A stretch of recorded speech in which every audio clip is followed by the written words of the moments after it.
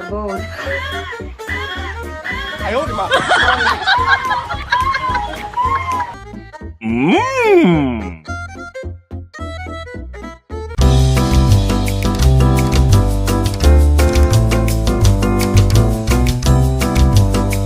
Sabon na apon kanina. Hey guys, a day in my life as a cooker is not a TikTokerist. Uy, may patwerk. yes. Again and again. I'm Gwenny. Narir ko na talaga yung pagluto. Char, hindi.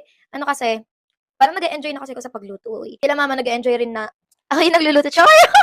Ibig sabihin lang na nasasarapan sila sa luto ko. Real na feelingera. Yun na nga, huwag na tayo mapatumpik-tumpik pa. Boom, karak-karaka.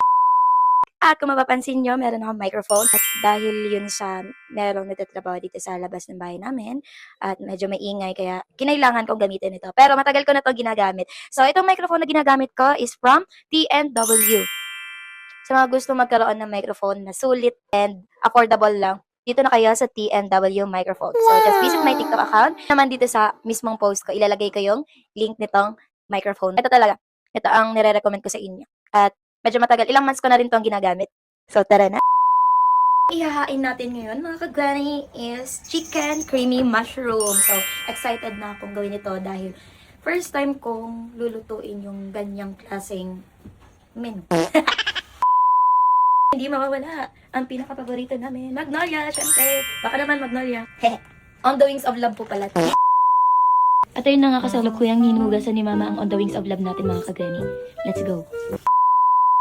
Ready na yung hinugasan ni Mama On the Wings of Love. Ayan na siya.